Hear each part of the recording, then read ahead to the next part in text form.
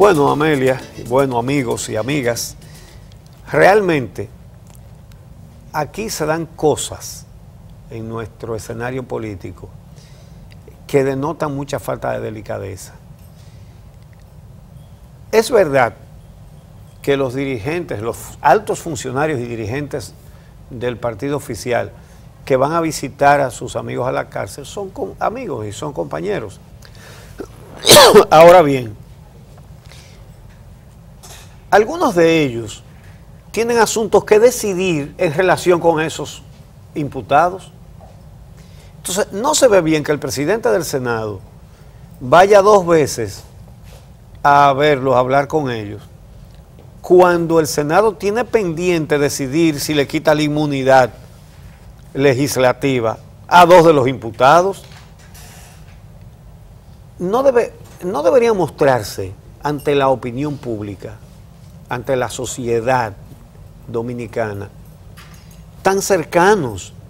Deberían ponerse un poco más distantes, aunque sea para guardar las formas.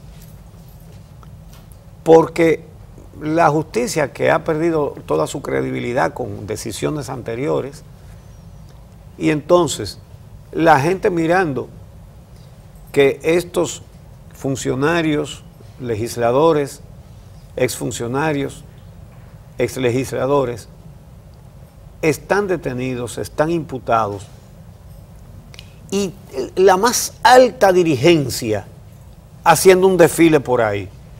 Eso no es saludable. Entonces vamos a ver, ayer Reinaldo Pared, después de la segunda visita que hizo en el día de ayer a la cárcel del Palacio de Justicia, salió, como dice cualquier dominicano, con una carota. Salió con un evidente mal gesto. Y después de eso, estalla la bomba temistoclónica, la carta, la declaración de prensa que hizo, escrita. Eso le va dando un tinte cada vez más color de hormiga a la situación interna que provoca el estallido de este escándalo, que estalló, lo sabemos todos los dominicanos, gracias a que estalló en el exterior. Y gracias a que la justicia de los Estados Unidos y la justicia de Brasil lo investigaron y le dieron a la justicia dominicana el asunto masticado y digerido, para que la justicia dominicana se encargue de hacer lo que falta después de comer y de digerir. Entonces, ¿qué sucede? Esa carta de Temístocles Montaz realmente es un terremoto. El ingeniero Temístocles Montaz, para demostrar que él no firmó ningún contrato, como él sostiene, dice quiénes lo firmaron, quiénes firmaron esos contratos. Dice: no he firmado nunca contrato alguno con la Odebrecht, nunca, ninguno. Y entonces señaló que quienes, y fíjense, aquí él pone una palabra que hay que darle el valor a esa palabra.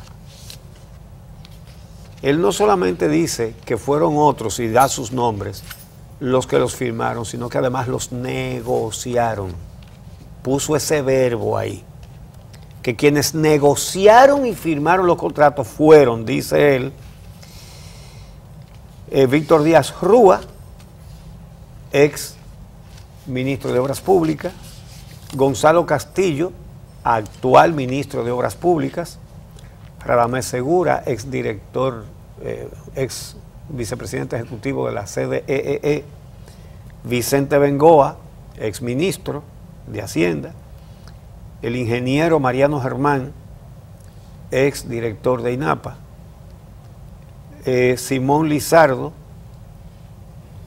ex ministro de Hacienda, actual administrador del Banco de Reservas; y Daniel Toribio, también lo mismo que Simón Lizardo. Y dice eso, que estos funcionarios firmaron y negociaron los contratos con la Odebrecht. Realmente eso es una bomba en el medio del comité político del partido. Una de las consecuencias que va a traer, y eso se está viendo con varios síntomas desde el principio, de que comenzaron los señalamientos, las imputaciones, desde que circularon las listas oficiosas, se está viendo cómo esto va abriendo, haciendo cada vez más ancha la fisura que hay en el seno del Partido de la Liberación Dominicana.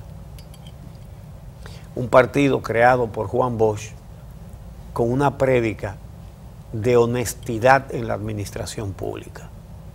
Bueno, como fue su gobierno, el que él presidió. Entonces, ¿por qué Temístocles Montaz menciona que estas personas negociaron y firmaron? Bueno, él dice que él no los está acusando de nada, que simplemente para él demostrar que él no fue el que lo firmó ni fue el que lo negoció. Así que realmente es una... Entonces él da detalles de cada contrato, uno por uno. Él dice que el proyecto de la hidroeléctrica de Palomino, dice él que eso lo negociaron y lo firmaron Radamés Segura, que estaba en la CDEE, Vicente Bengoa, que era secretario de Finanzas, y que esos fueron los que negociaron y firmaron el contrato de la hidroeléctrica de Palomino, que él señala que terminó con una inversión de más de 340 millones de dólares. Estamos hablando de algunos 14 o 15 mil millones de pesos, ¿no? Entonces, que el acueducto de Samaná, Hermanas Mirabal, lo negociaron, y vuelve a usar el verbo. Es el término que utiliza. Sí. Víctor Díaz Rúa, inicialmente, y luego Mariano Germán. Siempre hay que hacer la distinción de que Mariano Germán no es el presidente de la Suprema Corte, sino su hermano, que son hermanos y se llaman igual. Su hermano es ingeniero. Sí, hay dos Marianos Germán que son hermanos. Uno es abogado, el otro es ingeniero. Ambos han ocupado altísimos cargos en la administración pública, como su hermana también, Alejandrina Germán. El ingeniero Mariano Germán dirigió INAPA. Entonces dice Temístocles Montaz que ese acueducto de Samaná, Hermanas Mirabal, lo negociaron Víctor Díaz Rúa y Mariano Germán. Al principio, y luego, porque duró unos años, Vicente Bengoa y Daniel Toribio. Es decir, primero Díaz Rúa y Bengoa, y después Mariano Germán y Daniel Toribio. Su monto total, 215 millones de dólares. En la autopista del Coral, Circunvalación La Romana, que debe ser la vía de más alto costo por kilómetro de carretera, casi 6 millones de dólares por kilómetro de carretera, señores. Es que se rompieron los parámetros. No había ninguna clase de control, que es lo que sucede cuando hay soborno, porque si una empresa soborna, después ¿quién le va a decir, mira, eso está muy caro, eso hay que revisarlo? No, todo el mundo callado, usted cogió su cuarto. Y por eso que nosotros señalamos aquí desde el primer día que lo más importante son las sobrevaluaciones, a lo que se ha querido rehuir, pero que no se va a poder, porque eso hay que determinarlo. Bueno, pues bien, esa carretera, esa circunvalación de La Romana, a 5.900.000 y tantos mil dólares, 6 millones de dólares el kilómetro, fue negociada, dice Temístocles Montaz, por los ministros de Obras Públicas, Víctor Díaz Rúa primero, Gonzalo Castillo después, y por los ministros de Hacienda, primero Vicente Bengoa, después Daniel Toribio, después Simón Lizardo, en sus condiciones de ministro de Hacienda. que terminó en 235 millones de dólares. Todo eso con financiamiento externo.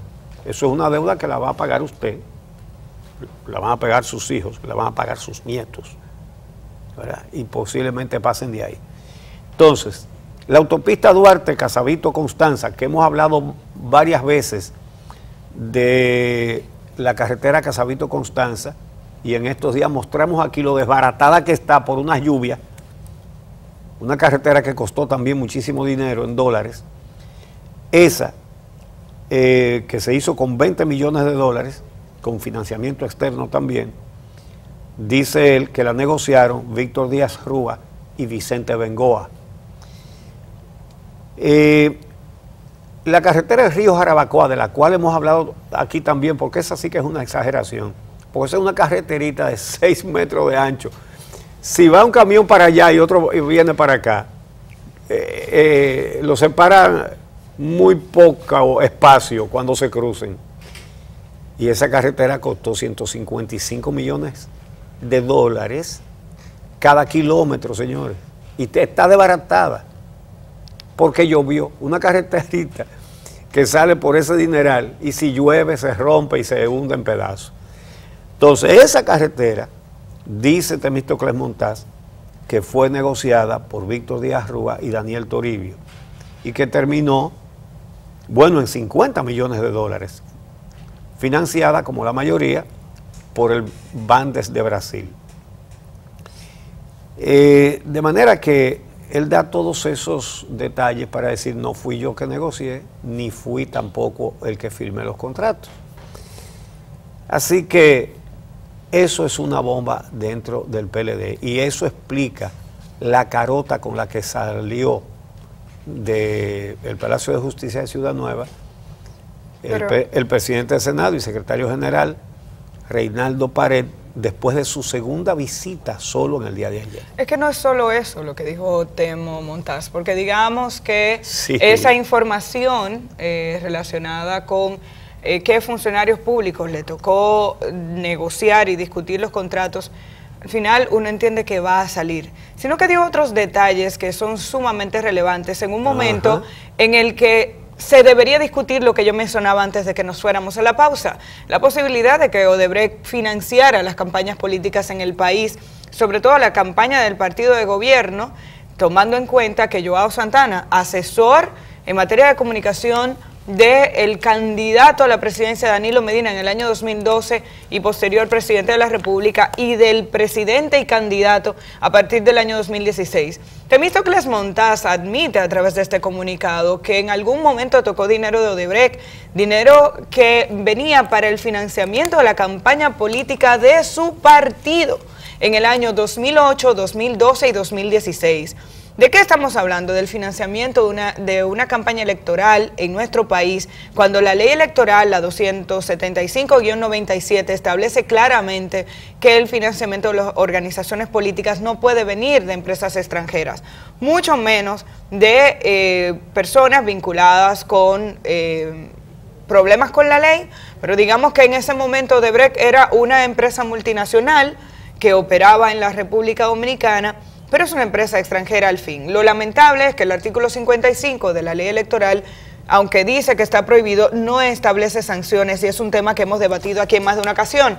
Ahora bien, porque esa ley la hacen ellos mismos, hacen que esas no quieren, leyes. los mismos legisladores, los mismos partidos políticos que a sabiendas de que deben ser regulados, y esa regulación tiene que establecer sanciones para que haya alguna consecuencia de los límites que se colocan en los artículos de esas leyes, dejan abierta la posibilidad de que pase absolutamente nada, que es lo que dice el artículo 55 de la ley. Pero es sumamente grave el hecho de que en un momento en el que el Partido de la Liberación Dominicana y sobre todo la administración del presidente Danilo Medina ha insistido en que Odebrecht no financió su campaña, que en ese comunicado de Temístocles Montaz las citas estén referidas a fechas como el 2008, que había campaña interna dentro del PLD, 2012 y 2016. 2012 y 2016 teníamos elecciones en la República Dominicana. Elecciones que ganó... En el 8, en el 12 y en el 16, sí, las últimas 3 elecciones presidenciales. Sí, porque en el 8 sí. también se me estaba escapando las elecciones del doctor Leonel Fernández, que ganó el doctor Leonel Fernández. Entonces, él dice que en su calidad de dirigente del PLD, para organizar la campaña en algunas secciones específicas donde provincias y regiones. Exactamente. En ese momento se le asignaron recursos y él manejó recursos donados por Odebrecht. Todos sabemos aquí que el empresariado en general dominicano y aparentemente el extranjero también aporta a las campañas políticas. Eso es parte de lo que debe ser transparentado y es uno de los temas a los que se niegan los políticos de nuestro país y es la razón por la que tenemos más de 15 años discutiendo una ley electoral y una ley de partidos en el Congreso, porque no quieren que se fiscalicen esos recursos y mucho menos que se sepa quién dona qué. Una vez se sabe eso, también se puede entender el vínculo de esa organización política con los posibles contratos que obtuvo posteriormente. De igual forma, Temístocles Montaz hace aclaraciones u observaciones al incremento de su patrimonio con relación a los datos que da el Ministerio Público, que indica que él ganaba creo que 70,000 y pico de pesos, según lo que se levanta en el documento presentado para la obtención de las medidas de coerción. Debemos decir que ese no es el expediente completo, pero ya tenemos 340 páginas de información disponibles, aun cuando el Ministerio Público no ha terminado su trabajo. Él alega que el incremento de su patrimonio está relacionado con montos que el Ministerio Público no está tomando en cuenta. Por ejemplo, los más de 200,000 pesos que se supone él ganaba mensualmente, por formar parte del Consejo de Administración de Indotel. Son esos ingresos que se tienen en algunas instituciones públicas que usted trabaja, tiene una mensualidad y después le pagan por hacer parte de su trabajo. Un salario 3 veces mayor que su salario oficial. Una total distorsión, una total irregularidad, pero que está ahí.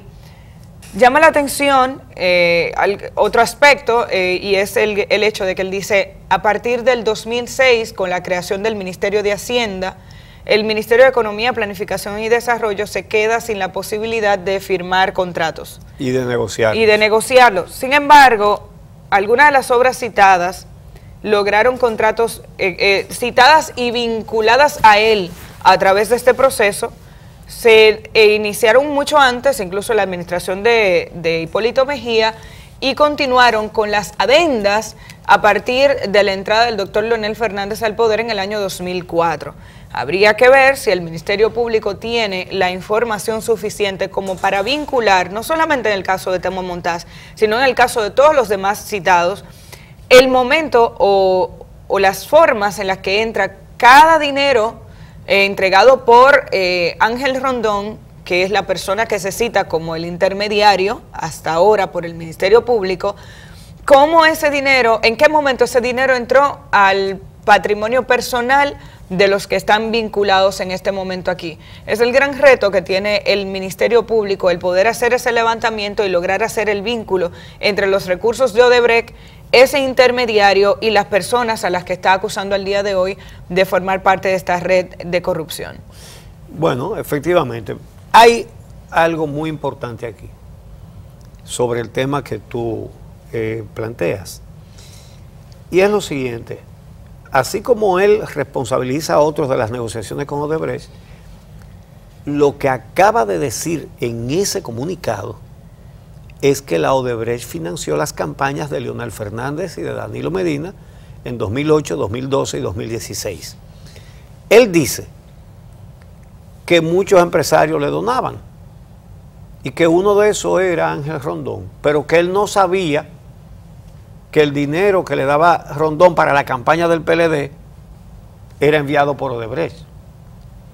Eso es algo un poco cuesta arriba porque ¿creen ustedes que algún político importante de este país ignoraba cuál era el papel de Ángel Rondón con la Odebrecht? Si era el que iba, todos esos amigos que ahora lo visitan en la cárcel y todo eso, ¿quién era que iba Ángel Rondón a llevar dinero para que se aprobaran los proyectos? A sobornar. Era donde los funcionarios del Poder Ejecutivo y los legisladores, y el partido que ha tenido más legisladores en todos estos tiempos es el PLD. Entonces, él dice que él no sabía que el dinero que le estaba entregando a Ángel Rondón era a nombre de Odebrecht. De todas maneras, el caso es que se lo dio, porque él lo está diciendo. Que a él lo encargó... Y el PLD lo sabía. Que, claro, a él lo encargó el partido en el 2008 de la provincia de San Cristóbal para la campaña electoral. En el 2012 de la provincia de San Juan de la Maguana. Y en el 2016 para toda la zona este del país. Figúrense ustedes los otros partidos, ¿cómo compiten? Además de que tienen el poder del Estado, recibían esa inyección de dinero. Aquí las elecciones se ganan a papeletazo limpio, en propaganda, en comprarle votos y cédula a la gente, en hacerle unos favores momentáneos, en quitarle el hambre un día o dos para después seguir teniendo a la gente pasando hambre. Todo el mundo sabe cuáles son los mecanismos. El dinero hace la diferencia dentro de los partidos y entonces en la competencia entre los partidos. Entonces, esta declaración de Temístocles Montaz deja muy atrás lo que dijeron Joao Santana y Mónica Mora, porque este lo está confirmando, que Ángel Rondón le dio dinero a él como responsable de la campaña de su partido en 2008 y en 2012 una provincia cada uno, y en el 2016 para una región del país. Figúrense ustedes, si la Odebrecht daba dinero por regiones, ¿cuánto le habrá dado al Partido de la Liberación Dominicana? Porque ellos no estaban el que se estaba postulando no era Temístocles Montaz, como él mismo lo señala ahí. Entonces, si le daban a Temístocles Montaz para San Cristóbal, si le daban a Temístocles Montaz para San Juan de la Maguana, ¿cuánto daban para Montecristi, para Puerto Plata, para Santiago, para La Vega, para Monseñor Noel, para Sánchez Ramírez, en fin? ¿Cuánto daban para cada sitio? Pero él ha dado esa confirmación. Las dos grandes bombas que hizo estallar Temístocles Montaz con su comunicado son esas dos. Primero, cuando él dice, no era yo que negociaba ni firmaba, eran fulano, mengano, sultano, parencejo, y cita 7 u 8 nombres, que ya los mencionamos aquí, de importantísimos dirigentes del partido. Es decir, el cáncer de la corrupción hizo metástasis dentro del partido. Metástasis, está generalizado. Entonces, esa declaración indica, si bien la gente sabía que faltaban muchos en el expediente, ahora es que se sabe con más certidumbre que hay falta demasiado gente. El expediente que ha preparado la Procuraduría está muy bien hecho en relación con los que están imputados. Lo que hay que reclamarle al Ministerio Público es todos los que faltan. Y queda otra vez demostrado de manera muy contundente que no es verdad que están todos los que son. Falta mucha gente. Razón por la cual hay informaciones que llaman la atención y que uno no puede dejar escapar. En ese mismo documento de presentación de las medidas de coerción, recuerden que este no es el expediente completo, este es el documento que presenta el Ministerio Público para que el juez entienda y vea si hay indicios suficientes como para que estas personas, para que se determine que estas personas podrían estar vinculadas en los hechos por los cuales están siendo sometidos a la justicia, y que a partir de ahí y de esa información prácticamente general el juez determine el tipo de medida de coerción que le impondría a cada uno de los detenidos. E insisto, solo con esa información general tenemos 340 páginas de información, pero el Ministerio Público, que ha dicho que tiene un levantamiento de datos importantes certificados, desde los certificados de propiedad, declaración de impuestos sobre la renta, etcétera. Uno entiende que datos de levantados a través de la Superintendencia de Bancos, uno entiende que esa información va a ayudar a hacer el enlace entre ese incremento del patrimonio, que es lo que hasta ahora se ha presentado, desproporcionado incremento del patrimonio de estos funcionarios con relación a los movimientos económicos que tuvo Odebrecht en el país y la aprobación de los proyectos, tanto en el Poder Ejecutivo, ojo con todo lo que tiene que ver con los concursos y las licitaciones que aquí se han hecho, y la suerte de Odebrecht para ganarlos, entre comillas, ganarlos, y otro lo que tiene que ver con los préstamos que se aprobaron con tanta rapidez y los adendums, la cantidad de aumentos que se le hicieron a los presupuestos originales, incluso violando lo que establecía la ley. Razón por la cual uno tiene que llamarle la atención, otra vez, un comunicado hecho por la Procuraduría General de la República ayer. Es importante tomar en cuenta dos aspectos que tiene este comunicado. Está relacionado con las plantas de Punta Catalina. Es evidente que sale a relucir el nombre de Punta Catalina en varios puntos del documento presentado hace 2 días. Y la Procuraduría General de la República trata de explicar por qué ese nombre aparece. Y dice, bueno, Punta Catalina se menciona a lo largo del expediente, pero no es, dice, no es porque en la información que viene de Brasil hay evidencia de irregularidad alguna en el proceso de licitación y adjudicación del contrato EPC. Pero yo voy a leer cómo lo dice la Procuraduría. Dice, a través de una nota de prensa, la institución, o sea, ellos, señaló además que la documentación provista desde Brasil no evidencia irregularidad alguna en el proceso de licitación y adjudicación del contrato de EPC, aunque hace la salvedad de que la misma incluye, y eso es importante, la confesión de un empleado de la empresa de Odebrecht, según la cual un diputado y un senador habrían recibido sobornos para la aprobación en el Congreso Nacional del financiamiento para la construcción de la central termoeléctrica de Punta Catalina.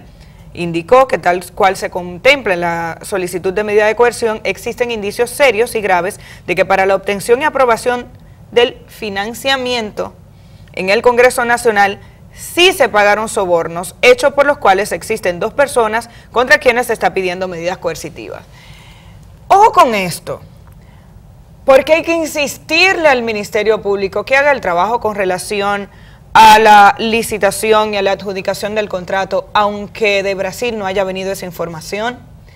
Qué bueno que hace la aclaración e indica el Ministerio Público que tiene información, por lo menos de uno de los delatores o de alguien que confesó, que aparentemente 2 legisladores recibieron soborno para agilizar el financiamiento. Se trata de la búsqueda de los recursos para la construcción de esas plantas. Pero dice, no se evidencia irregularidad alguna en el proceso de licitación y adjudicación. La Cámara de Cuentas dice que no va a auditar a Punta Catalina ahora. Hasta ahora lo que existe es una comisión creada por el Poder Ejecutivo, que es el principal interesado en que Punta Catalina se saque de este expediente, independientemente de las personas que están ahí. La realidad es que la comisión que investiga este caso y el concurso y la manera en la que Odebrecht obtuvo este contrato, se está investigando a través de una comisión creada por el mismo Poder Ejecutivo. Ahí hay muchas personas, entre las cuales se pueden destacar muchos nombres o varios nombres de personas que no tienen vínculo ni siquiera con el sector y que la comisión en sí misma ha dicho que va a hacer el trabajo. Pero desde el principio se ha cuestionado la presencia de varios miembros de la comisión que tienen vínculos. Uno tiene vínculo con el proyecto, aunque renunció a la sociedad a la que pertenecía, tiene vínculos con el proyecto, que es Monseñor Agripino Núñez Collado, que ha hecho un gran papel en este país como mediador, pero que no debió pertenecer a la comisión. Por un asunto incluso hasta de transparencia en este proceso, era importante que no estuviera. ¿Por qué está César Sánchez en la comisión? Hoy en día sometido a la justicia. ¿Cuántas veces se dijo que había sido administrador de la CDE y que por tanto en medio de este proceso no se sabía? Porque aquí los que estamos afuera, que no hemos participado de este asunto, no sabemos la información que iba a salir de Odebrecht. Por tanto, cualquier persona que tuviera vínculos directos con las instituciones que hicieron los contratos con Odebrecht debía quedar fuera, y hay más de uno. Entonces, es importante que el Ministerio Público aclare si está investigando ese proceso de licitación de las plantas, porque hasta ahora esa información no ha salido. Aquí el hecho de que la Cámara de Cuentas, que es el órgano que está llamado a hacer ese levantamiento de información, diga que va a esperar que acabemos de pagarle a Odebrecht para entonces hacer una auditoría forense, es la primera alarma que tiene que indicarnos a nosotros que hay que decirle a la Cámara de Cuentas que así no, porque además nada se lo impide. En el comunicado de la Cámara de Cuentas dice, de manera ordinaria hacemos las auditorías después de la conclusión del proyecto. Pero esta es una corrupción extraordinaria, esta no es ordinaria. Así es. Ahora, fíjate bien, lo primero es que ciertamente el gobierno muestra demasiado interés en dejar fuera a Punta Catalina de todo este escándalo de corrupción. Se le hace cada día más difícil, cada día más cuesta arriba. Y la verdad es que el gobierno debería desistir de ese empecinamiento. Porque ya es muy difícil. Miren, el solo hecho de que la Procuraduría haya dicho que, porque lo dijeron en Brasil, que hubo sobornos para aprobar el financiamiento de esa planta acaba de perder de manera definitiva el financiamiento de un pool de bancos europeos, tema que tratamos aquí la semana pasada y el lunes de esta semana. Esos bancos, que son el Deutsche Bank de Alemania, el ING de Holanda y el Société Générale de Francia, más una empresa aseguradora del préstamo que es italiana, habían suspendido los desembolsos porque esos bancos son signatarios de acuerdos internacionales anticorrupción y no pueden financiar proyectos donde haya corrupción. Y esos bancos, que de los 636 millones de dólares que contrataron como financiamiento a Punta Catalina, habían ya entregado 300, faltan 360, me parece. Habían suspendido los desembolsos para ellos investigar si hubo corrupción en ese contrato. Y ya le acaban de ahorrar el trabajo. Han dicho, hubo corrupción para comprar a los legisladores que aprobaran el préstamo. Ya esos bancos no pueden participar. Ese financiamiento se perdió. Y recuerden, los bonos no los está comprando nadie porque son de carbón y porque la Odebrecht está metida. La palabra Odebrecht es una mala palabra muy grande en el mundo hoy día. Y eso, el solo hecho de que se haya dicho ya que hubo sobornos para aprobar los préstamos, ya eso hace que pierda Punta Catalina ese financiamiento de esos bancos europeos. Entonces, el Ministerio Público como investigador, ningún investigador debería descartar nada. No puede, no debe. Entonces, ¿cómo es que la Procuraduría General de la República sale haciendo una aclaración diciendo, no, el soborno fue para comprar la aprobación del financiamiento, pero no hubo soborno para la licitación de Punta Catalina? ¿Y qué tiene, pero qué tiene el Ministerio Público que adelantarse y decir que ahí no hubo? Ese no es un papel. Al contrario, debería estar buscando en todos los rincones a ver qué hubo, porque ese es su deber. Su deber no es descartar cosas porque al gobierno no le conviene que se meta a Punta Catalina en ese lodazal, ¿verdad? Pero es imposible. Eso salió de toda posibilidad, mantener a Punta Catalina sin ensuciarse con ese lodo. Porque ese lodo, a todo el que ha pasado por ahí, lo ha manchado. Entonces, el gobierno debería desistir de ese empecinamiento. Lo que debería hacer es acabar de sacar a la Odebrecht de ahí, porque cada minuto que la Odebrecht está trabajando en esa planta se está violando la ley de compras y contrataciones que indica que cualquier empresa que pague sobornos queda excluida inmediatamente de cualquier trabajo para el Estado Dominicano. Entonces, un acuerdo de Odebrecht está por encima de la ley en la República Dominicana. Esas cosas se tienen que acabar ya. Entonces, Entonces, ese principio en cualquier investigación de que el investigador no puede descartar nada, nada. Es importante decir que ellos... ¿Y cómo es que la Procuraduría hace una declaración que es más política que otra cosa, diciendo, no, en la licitación no hay problema, claro, dice, es en el financiamiento? Hay que decir que la información dice, bueno, en los documentos Ajá. que vienen de Brasil no se evidencia irregularidad alguna en el proceso de licitación y adjudicación del contrato EPC de las plantas de Punta Catalina.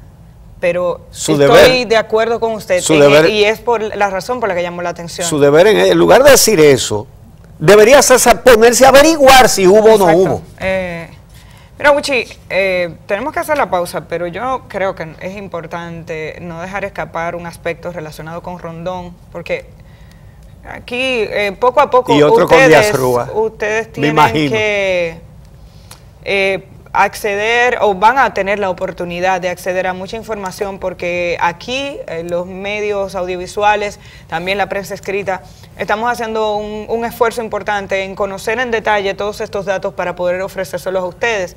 Pero hay un dato sobre Ángel Rondón que es relevante. Usted mencionaba a Temístocles Montaz, el dinero que ofreció para la campaña. A Ángel Rondón le citan cerca de 40 empresas que tenía o tiene a su nombre. En una entrevista que yo le hice a Temístocles Montaz hace un tiempo, no mucho, ya después de que se había destapado este caso, incluso él admitía en la radio que a Ángel Rondón lo conocía todo el mundo en este país. Y es tan así que hemos visto un montón de fotografías de Ángel Rondón con toda la clase política dominicana, no solamente gente del Partido de la Liberación Dominicana, inaugurando grandes empresas. Él tenía de todo, desde probablemente empresas de carpeta hasta empresas conocidas. Pero hay un dato que me llamó la atención, que tiene que ver con las personas que según el Ministerio Público él utilizaba para depositarles recursos y a través de ahí que llegara a la gente que se sobornaba. Se citan familiares cercanos, entre ellos a Kelly Marius Rondón, un familiar un primo de Ángel Rondón, según lo que dice el Ministerio Público, al que se le depositó cerca de 50 millones de pesos entre el 2007 y el 2017. Ese dinero aparentemente venía directamente de la lista de cuentas de Ángel Rondón. Ese señor, mientras ingresó a sus cuentas, o mientras a sus cuentas ingresaron esos 50 millones de pesos, trabajaba como consultor jurídico de la CAS, ganando 40,000 pesos mensuales.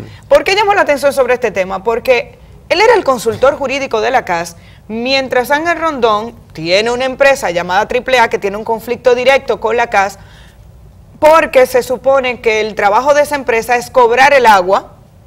No lo hace, sus oficinas están dentro de la CAS y el consultor jurídico es primo del dueño de la empresa con la que la CAS tiene el conflicto.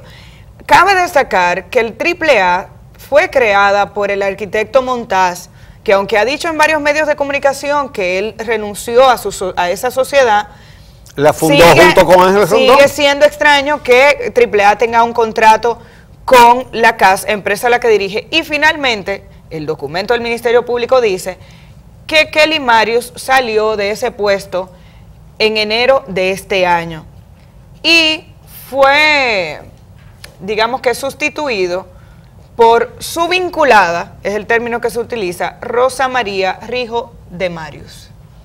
Bueno, entonces fíjate tú, la AAA cobra el agua, tiene un negocio formidable, cobra el agua sin haber construido acueducto. El Estado, con estos funcionarios, le dice, cóbrala tú y cógete un porcentaje altísimo, y la CAS, que fue la que construyó el acueducto, el Estado que construyó el acueducto, tiene que entregarle la mayor parte de las ganancias de cobrarla a uno que no puso un blog para hacer un acueducto. Los negocios más formidables y más corruptos del país son aquellos en los que se le entrega a personas privadas el negocio de cobrar por una obra que ha hecho el Estado. Por ejemplo, la carretera de Samaná, ese de Díaz Rúa, ese contrato, del llamado peaje sombra, que el gobierno le paga a la empresa por cada carro que no pase por ahí. porque aquí se llega a esos colmos. Y como están en Santiago un grupo de empresarios también queriendo otra vez, fuñendo la pista con la mojiganga esta de los parquímetros. Usted ha hecho calle, porque usted le quiere cobrar que se pare una calle, usted la construyó. Si hacen ese contrato en Santiago, eso es corrupción también. Aquí esos son los negocios más corruptos, aquellos en que el Estado construye y un sector privado cobra. Una preciosidad. Ese contrato de la AAA con la CAS, actualmente la AAA sigue cobrando el agua. ¿Sabían ustedes que hasta los vehículos que usan para cobrar lo pone la CAS, no lo pone la AAA? La CAS le da los vehículos para que ellos hagan su negocio. Y eso está vigente y está ahí. Es que la corrupción hizo metástasis en el cuerpo social dominicano, es que está regada por todas partes. Entonces, finalmente llama la atención dos declaraciones en el día de ayer de dos de los implicados. Víctor Díaz Rúa, secretario de Finanzas del Partido de la Liberación Dominicana, solicitó una licencia temporal, dice él está muy confiado, una licencia temporal de su cargo de secretario de Finanzas. Y en la carta en la que pide eso, él dice que él trabajó como servidor público, cito textualmente, con los más altos estándares éticos y morales. Y Ángel Rondón, por su lado, estuvo ayer en un programa de radio, en el Sol de la Mañana. Habló por teléfono. Bueno, claro, estuvo en La Voz, obviamente. Entonces, él dice que 92 millones de dólares, que confiesa lo de Odebrecht que pagó, que él dice que fue un poco más de ahí, son el 1.5% de los 600 y pico de millones de dólares, 6.000 y pico de millones de dólares, que le ha pagado el Estado Dominicano a Odebrecht para cubrir las obras y los sobornos. Y que eso es un 1,5%, que entonces la corrupción ha descendido en el país, porque ya no es el 10%, dice él. Realmente cínico frente a una población que está encrispada al destaparse toda esta corrupción generalizada. Eso es realmente inconcebible, que después de que hacen lo que hacen, entonces le salgan con cosas así a este país. Vamos a hacer una pausa. Hoy tenemos dos entrevistas muy importantes. Primero, el doctor Carlos Salcedo, quien es el abogado defensor de Andrés Bautista García, uno de los imputados, expresidente del Senado y actual presidente del Partido Revolucionario Moderno PRM. Luego el doctor Manuel Rodríguez, que es el abogado de Temístocles Montaz. Manuel Rodríguez y Luz, son dos. Ajá. Y Luz Díaz, son los abogados de Temístocles Montaz que estarán con nosotros. Así que hacemos la pausa y retornamos en breve.